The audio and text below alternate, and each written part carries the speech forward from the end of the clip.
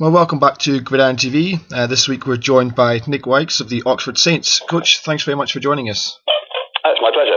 So let's start off with a little congratulations, first of all. You just passed your next victory, so you're top of the table, beating the Bobcats this weekend. How do you guys feel? We feel very satisfied. Is probably the way to put it at the moment. We haven't thus far sort of overachieved. We got to this point pretty much where we want to be. We're developing all the time. Plenty of room for improvement. But we're happy at the moment. Yeah, it's looking good for you. You've had 3 wins so far and the tie with the game with the Sharks.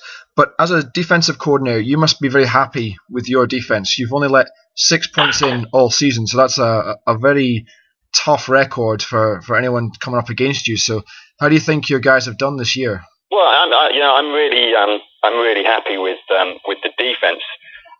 Specifically, I changed the scheme in pre-season, which is the first time in a long time that we've had a change of sort of philosophy on the defense, and the guys have had an awful lot of work to do to sort of change some of their habits and some of their sort of philosophies, and they've taken to it really well. But so far so good. There's always room for improvement with these things, but at the moment I can't ask an awful lot more from them, apart from just to sort of keep improving and keep working as hard as they are. Yeah, and you're around about halfway through the season now, but your next game is going to be against the Bobcats again, this time at home. So you've got 1 week before you play them again. Do you think you'll need to make any changes to try and make sure you come away with that double win? I mean, I think the Bobcats were a tough team. They've got a great defense. I think overall, yesterday we made a lot of mistakes that we'd hoped to iron out. I'm sure that the Bobcats will have learnt about us and what we do, and we'll make sort of plans to accommodate that. But so likewise, throughout the week we'll make some adjustments. We'll look to improve on the things that we can improve on, and hopefully give them something a little bit different to think about next week. So looking at your remaining schedule, are there any games that stand out in particular that will be a tough challenge for you? Every team, at this level, we have a very young team overall. For the first time in a long time, we've got a lot of first and second year players and players out of university. So there's every game presents a different challenge for these guys. Whether it is, we play against Bristol. Bristol are an incredibly sort of technically very organised team, and they keep coming at you. The Bobcats, great defence, couple of really standout players on their D, which presents challenges. So all the teams that we'll face, regardless of the scores so far, are going to present different challenges for these guys and different lessons for them to learn. And I know it's a cliche, but it really is. Let's look at the team in front of us and what we have to do to beat them.